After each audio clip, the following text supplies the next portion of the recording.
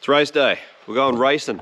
Yeehaw! Yeehaw. Let's get it. Excited. So after the last episode, we talked about with our little resistor pack in the IAT circuit, running that the opposite way and running it so that it would shoot the IATs to hot instead of cold, so that we can actually add fuel instead of having to deal with whatever fuel was in those cells and not being able to take any out. And Rex did that after I signed the last video off, and it worked really, really well. So now we've got that launch at a steady like 0.8 lambda, which is like perfect, which means that fuel's actually going to burn and actually create that energy that we want. Whereas I think before it was just a bit too rich, there was too much unburnt fuel, and it just wasn't actually igniting and making that, like creating that energy properly. Like we talked about, if you already had the pipes really, really hot, if the whole system was all really, really hot already, it probably wouldn't be too bad. Or even if you could dial it in and you know, keep dialing a bit more fuel in as it gets hotter and hotter. But obviously, like we said, it's get a rig and a stock ECU. It's about the best we can do with what we've got. So we'll go assess how it goes. We're looking forward to it. All right, guys, we're out here. See how these radials go. Hopefully we don't scrub. This is Andrew. Andrew's the winner of the 80 series giveaway. Yeehaw.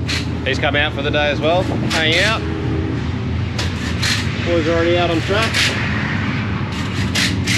All right, he's gonna head out for the first cruise session. Cruise sessions here are like really, really tight with the rules. No burnouts, no racing. You're not allowed to go too fast. It is literally just like an actual cruise session, but just try and get a bit of a feel for the radials on this thing, and yeah, move on through the day into some better events for the day. Some sick cars here, really, really nice cars.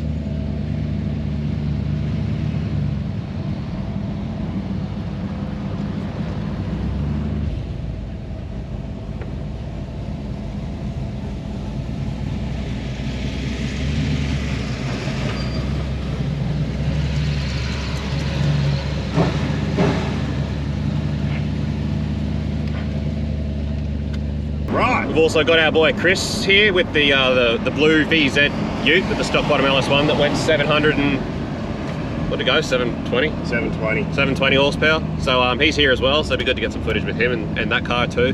It's a manual though, so I don't know. I'd be interested to just tee up this thing with his Ute and see how it goes. That'd be a good race, I reckon. But yeah, gonna be a fun day.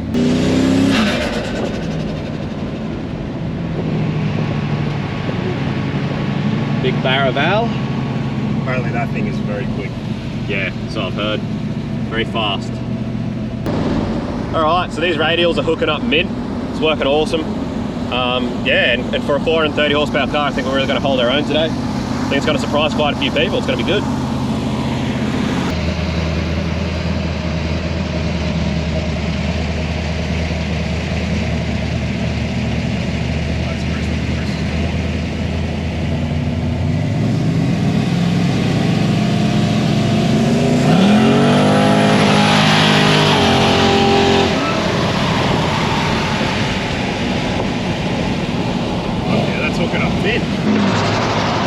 There's our boy.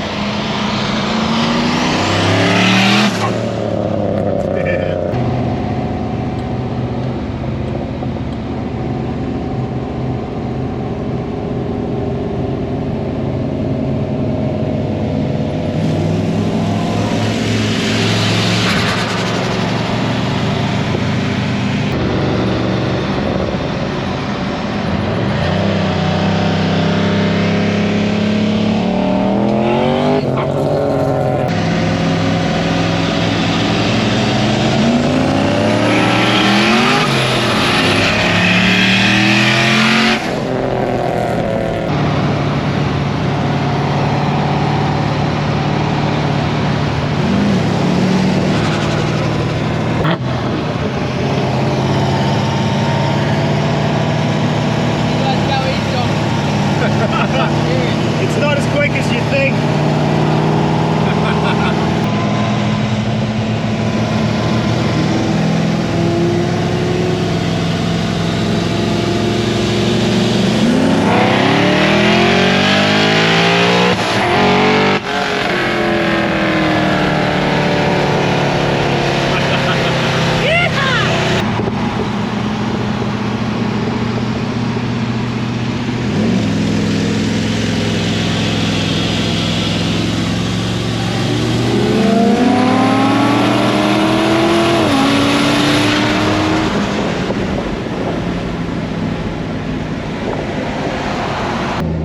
I got Stuart here that's entered in his HQ as well. That's also a car that we tuned. What did it make? It's making about 500. 500. It's a 5.3 iron block. Yeah? I've got a real bad exhaust leak somewhere. So I'll do this one run, I'll head in and see if I can find it. So it's 5.3 iron block, turbo, 4L80. Yep.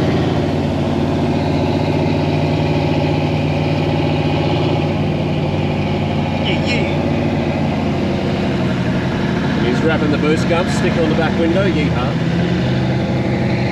Yeehaw.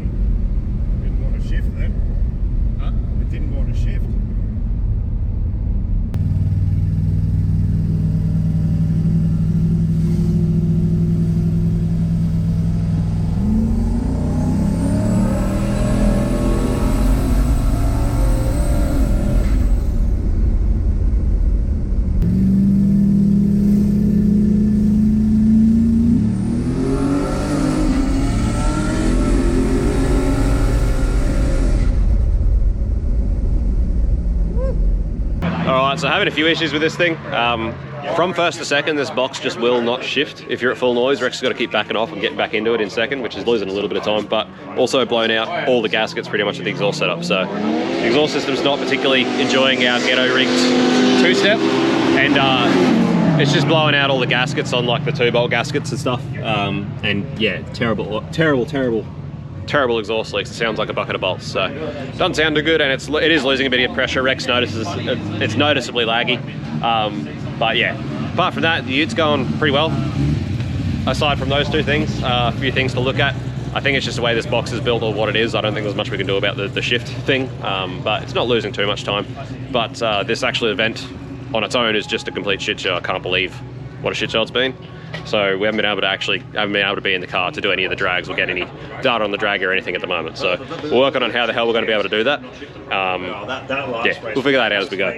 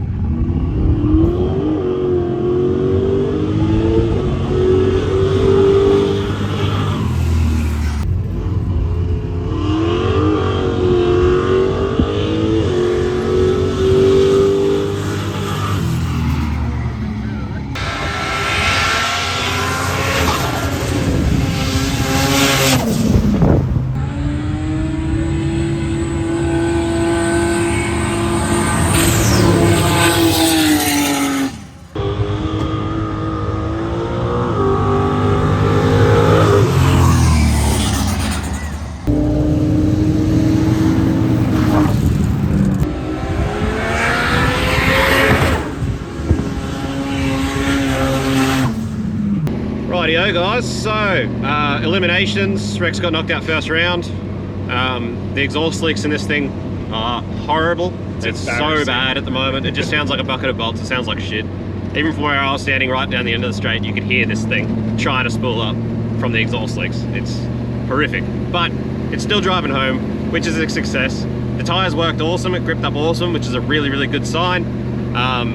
Rex managed to get a bit of data on the draggy from his practice runs and stuff, so we have a little bit of an idea of what it's doing, but again, not performing the way it should be, the way the exhaust leaks are at the moment. But plenty of things to revisit. We're pretty sure we're probably just going to have to remake this exhaust and pretty much just replace a lot of those 2-bolt flanges with V-bands. I think it's just too much pressure and heat for those sorts of gaskets to be in an exhaust that's doing what this exhaust is doing. So we may have to revisit that and sort of do something about those, but for now we'll just get some ultra copper onto them and seal them up so that we can keep using this thing. We're got to go home via Bunnings and get some stuff to put on the back of the ute, so that'd be a cool photo. I'm hoping the trade section's open so we can park in the trade section and get a photo in there on the way home from 8th Mile Racing at Bunnings Warehouse in the shop ute. Anyway, it was a good fun day. Honestly, like I said, the actual event, the way it was run and organised, was absolutely a clown circus. It was incredible. I mean, it's an event they're meant to run fairly often, so I don't understand why it's pretty hard to just have a schedule and a class and the rules and just stick to that. But it was just a complete balls up. But hopefully the next one is a little bit better. I'm sure there's probably some reason that it was like that. But anyway, we're driving home, that's the main thing. Sounds terrible though. Yeah, Jesus. Oh, it's disgusting. And as we said, considering the power it makes, it did hold its own today. It did pretty well considering it's, you know, a sub 450 horsepower car. So yeah, pretty happy with that. Just, yeah, a few more things to sort out, but getting closer every time. Go and revisit these things and try again. All right, I did totally forget to get any footage while we're at Bunnings, but I did get a photo, which I'll chuck in here. Got the all-important new vacuum cleaner. Yeehaw. So yeah, one of the other troubles that Rex was having a lot today was just getting the box to shift from first to second. Oh, listen to that. This thing, it's not spooling until like after 4,500 RPM at the moment. It's just the exhaust leaks are that bad. Yeah, it sounds so bad. But sounds like a Volkswagen. Yeah, it just didn't want to shift from first to second with his foot on it. So he had to get off it and then let it shift and then get back on it. We're pretty sure it's something to do with the vacuum modulation with the Turbo 400. Obviously we wouldn't be having this sort of an issue if it was 4L80 because it's electronic. It would just be shifting exactly when we ask it to shift. So one of the big advantages of going 4L80, but there obviously is something we can do with it because this doesn't happen on all Turbo 400s, but we're gonna have a talk to our gearbox builder about what we can do in the meantime to get this thing shifting properly from first to second. Whether that's a thing that we should be doing, but as we talked about, we would like to get a 4L80 in this thing eventually. We do have a spare one in the container now because of the way a few other builds have gone, so we'll work on getting a 4L80 in it, but for now we'll talk to our gearbox builder about this 400 about getting it shifting. But yeah, like I said, a few things to work on now and try again later on. But anyway, that's pretty much a wrap for today. Thanks for watching as always, guys. Smash like, smash subscribe, go peep the merch, check it out. We'll see you on the next video. Peace out, see you, bye. Rightio guys, made it back in one piece, which is always a win. Good to go racing, drive down there, race, come back, make it back. So we're just going through some data and having a bit of a discussion. So this is the draggy data from the best run that Rex got, which was his second practice run from eliminations. And as you can see, 0 to 100 in 5.4 seconds, and 8th mile at 8:57, which equates to a quarter mile of about a mid 12. But that 0 to 100 is slower than we know V80 is. And there's no way that this thing on them tires hooking up is slower than V80. So that's how much time not being able to leave the line on boost because of the way the exhaust leaks were, and then having to pedal it to change from first to second. That's how much time that's costing, is that at the moment, the way that this was being driven is actually slower than V80, which we know is just not the case. So the good thing about it was that leaving the line when it was working, obviously the best thing is that all of these ideas fundamentally do work, and it was working, just the exhaust wasn't happy about it. But the other thing is, with those tires on it, it was hooking up, There was no traction issues, but there also was no axle tramp. It wasn't doing anything funny leaving the line. It was just hooking up and going. So it's all looking really good. We've just got to sort these few issues out. And yeah, that's a really good start, particularly on an unprepped surface. So something like Willowbank, actually taking it to the quarter mile on a prep surface on those tires, we should be looking pretty good. So if we can get our intercooler setup sorted, try and get a little bit more boost into this thing. We're talking about maybe going E85 just to help with the IATs and get a bit more power out of it.